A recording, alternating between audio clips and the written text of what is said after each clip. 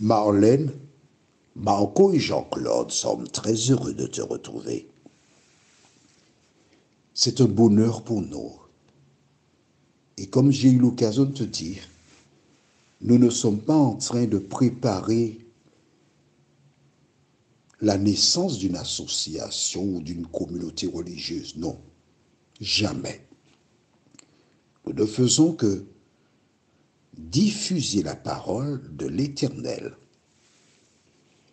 avec la certitude que le Saint-Esprit conduit et conduira toujours celles et ceux qui recherchent Dieu de tout leur cœur dans le droit chemin. Notre thème du jour, c'est les luminaires. Juste avant de l'aborder, je t'invite. Tu vois, je dis je t'invite parce que ce n'est pas un truc collectif que nous faisons. Cet audio est pour toi. C'est pour toi seul, si tu préfères. C'est la parole de ton Dieu qui s'adresse à toi. Prions. Notre Seigneur, notre Dieu, nous, tes enfants, venons une fois de plus vers toi afin d'obtenir la grâce, afin que le Saint-Esprit nous conduise dans toute la vérité et que nous soyons en mesure ainsi d'éviter les pièges de l'ennemi. Merci de nous conduire et d'effacer de nos mémoires toutes les semences que l'ennemi a plantées. Saint-Esprit, conduis-nous dans la vérité. Au nom de Jésus et pour ta gloire éternelle. Amen. J'ai eu l'occasion de t'expliquer que dès le départ, il y eut un soir et il y eut un matin. Que la journée se compose de 24 heures et que cette dernière ne débute pas à 0 heure comme indique notre société, mais du coucher du soleil. En fait, en y pensant, j'ai fait une étude pour savoir, mais quelles sont ces personnes qui appliquent ce procédé de manière régulière. Et je t'invite à faire cette même étude. Mais je puis te livrer les conclusions. Quand tu observes dans le monde, tu cherches, tu découvres qu'il y a un peuple qui applique ce procédé. Ce sont ce qu'on appelle communément les Juifs, les Hébreux. Ce sont eux qui ont surtout, ce qu'on appelle le sabbat. Ils l'appliquent du coucher du soleil du vendredi soir jusqu'au coucher du soleil du samedi soir. En fait, c'est leur pratique. Alors cela m'a interpellé. Pourquoi? Parce que c'est le seul peuple qui prône cela. Il y a peut-être des personnes qui, sur le plan philosophique, ont adopté cette pratique, mais du reste, quand tu regardes la Bible, non, je ne veux pas dire la Bible, hein. Quand tu regardes la Torah, ou ce qu'on appelle vulgairement l'Ancien Testament, c'est un ouvrage qui a été écrit et pratiqué par les Juifs, qui avaient pour mission d'éclairer les autres nations. Et au fil du temps, des personnes se sont jointes à eux, surtout lorsque Jésus vint et qu'il mourut sur la croix pour le salut de tout homme. D'accord? Ils ont cette pratique. Aujourd'hui, nous voyons dans Genèse 1, versets 14 à 19, les luminaires. Lisons. Genèse 1, versets 14 à 19. Dieu dit qu'il y ait des luminaires dans l'étendue du ciel pour séparer le jour d'avec la nuit, que ce soit des signes pour marquer les époques, les jours et les années, et qu'ils servent de luminaires dans l'étendue du ciel pour éclairer la terre. Et cela fut ainsi. Dieu fit les deux grands luminaires, le plus grand luminaire pour présider au jour et le plus petit luminaire pour présider à la nuit. Il fit aussi les étoiles. Dieu les plaça dans l'étendue du ciel pour éclairer la terre, pour présider au jour et à la nuit, et pour séparer la lumière d'avec les ténèbres. Dieu vit que cela était bon. Ainsi il y eut un soir et il y eut un matin. Ce fut le 4e jour. Oh là, on a un petit souci. Tu notes avec moi la fin du verset. Le verset 19 en fait. Ainsi il y eut un soir et il y eut un matin. Ce fut le 4e jour. Le grand luminaire, verset 16, lisons verset 16 totalement.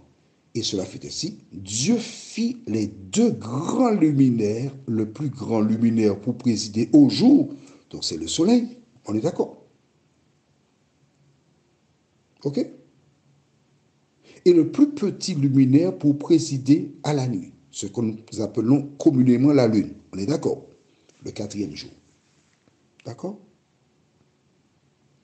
Lisons maintenant verset 3. Dieu dit que la lumière soit, et la lumière fut.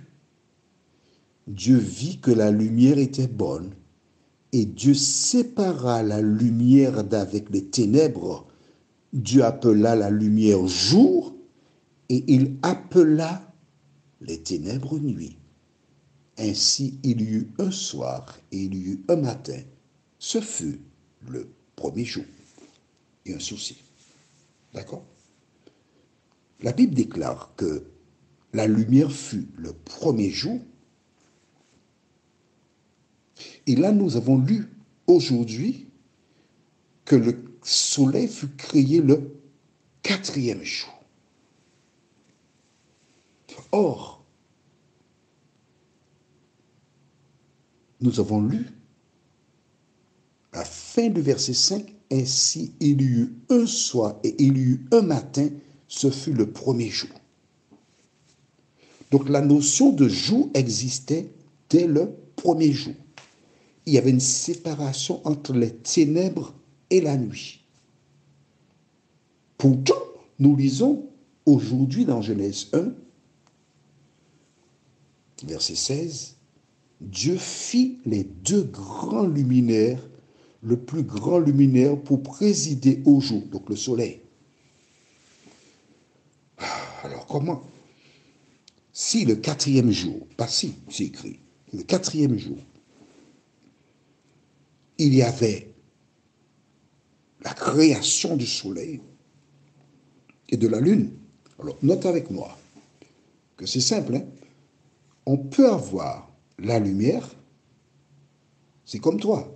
Tu as la maison, il est 20 heures, tu appuies sur l'interrupteur, tu as la lumière, donc on pourrait dire que tu es de jour, et lorsque tu appuies sur l'interrupteur, tu es dans les ténèbres. D'accord?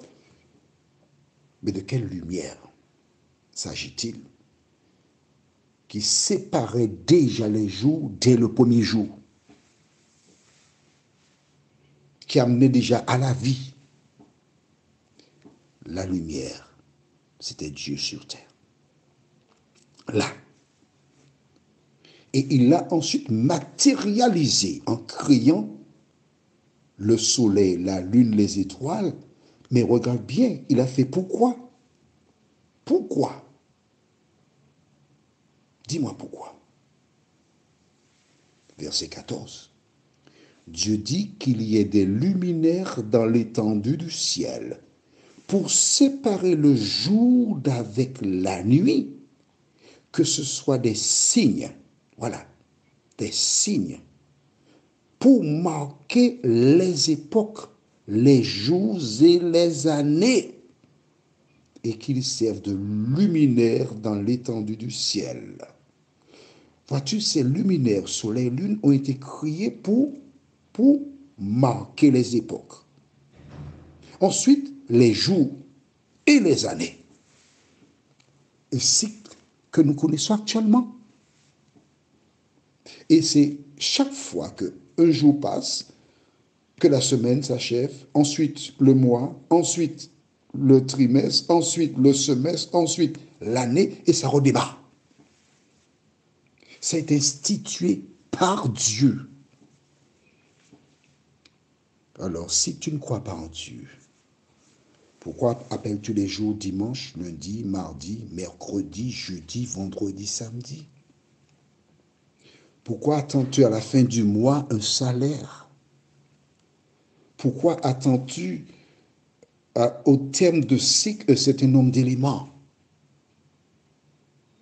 Cela vient de Dieu, n'est-ce pas? Prions, notre Seigneur et notre Dieu. Nous ignorons beaucoup de nos origines. Mais aujourd'hui, à la lumière de ce que nous venons de lire dans la Bible, celles et ceux qui te cherchent de tout leur cœur savent que tu as créé le 4e jour, les luminaires et tout ce qu'il y a autour, afin que les hommes soient en mesure encore de marquer les saisons et les temps. Merci pour la parole. Merci parce que, une fois de plus, celles et ceux qui cherchent la vérité, qui veulent te connaître, qui veulent te rencontrer, ont des éléments pour qu'ils se mettent à chercher, à approfondir, et qu'ils te trouvent. Parce que tu dis dans la parole, si vous me cherchez de tout votre cœur, vous me trouverez. Seigneur, bénis ces personnes qui sont à la recherche de la vérité. Que le Saint-Esprit continue de les éclairer et qu'elles puissent te prier afin que dans peu de temps, elles soient des lampadaires pour toi. Merci de nous entendre. Merci de nous accompagner. Merci de nous garder, de nous vivifier. Nous t'avons prié, non pas parce que nous en sommes dignes, mais au nom de Jésus, pour ta gloire éternelle. Amen. Que l'Éternel continue de te bénir et te garder. Qu'il fasse luire sur toi sa face, dès maintenant et à jamais.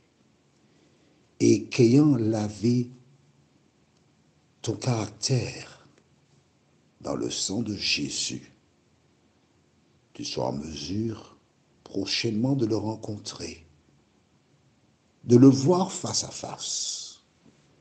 Nous verrons prochainement dans Genèse 1, versets 20 à 26. Les animaux sont bénis. Genèse 1, versets 20 à 26. En attendant que l'Éternel continue de répandre sa paix et sa grâce sur toi, ainsi que toutes celles et ceux que tu rencontres. Bonne journée à toi.